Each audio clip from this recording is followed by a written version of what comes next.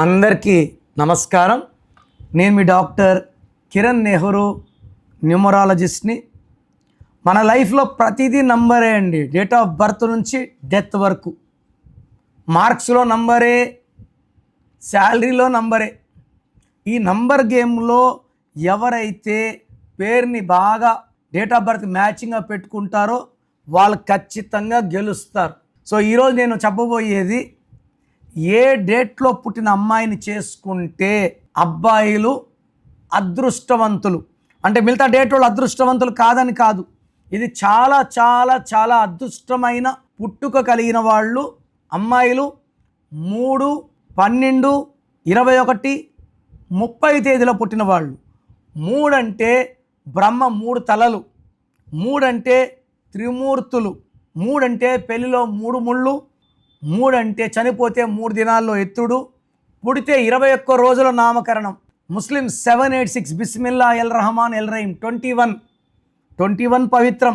So ఈ 4 డేట్లో పుట్టిన వాళ్ళు చాలా చాలా స్పిరిచువల్.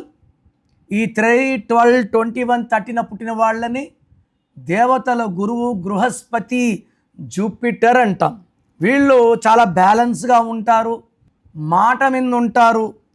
వీళ్ళ ఇచ్చే సలహాలు తండ్రి అయినా భర్త అయినా పాటిస్తే వీళ్ళ సలహాల వల్ల భర్తకే కానీ తండ్రికి కానీ కోట్లు కురిపిస్తాయి. అంటే వీళ్ళు తెలివైన వాళ్ళు. 3 అంటే గురువు, తెలివి. ఈ తెలివిని వీళ్ళిచ్చే సలహాల వల్ల ఎవరైతే వీళ్ళ సలహాలు పాటిస్తారో ప్రతి విషయంలో సమస్యల నుంచి బయటకు పడతారు, డబ్బులో పడతారు, గెలుస్తారు, నంబర్ 1గా నిలుస్తారు.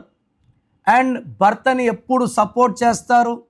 వీళ్ళు ఎక్కడ ఏ ఇంట్లో ఉంటారో అక్కడ లక్ష్మీ కటాక్షం, లక్ష్మీ తాండవం ఉంటుంది. సో ఇలాంటి డేట్లో అమ్మాయిని మ్యారేజ్కి వస్తే అస్సలు వదులుకోకండి.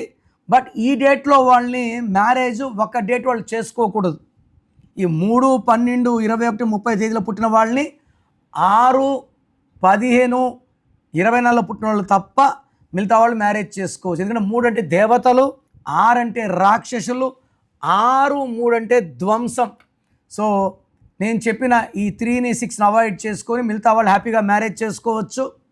బట్ అసలు మీ పేరు బాగుందా లేదా? పేరు బాగాలేకపోతే health problems, wealth problems, relation problem, లైఫే ఒక ప్రాబ్లం. సో మీ పేరు బాగుందా లేదా చెక్ చేసుకొని, బాగుంటే మీరు అదృష్టవంతులు, బాగాలేకపోతే take my appointment and meet me personally.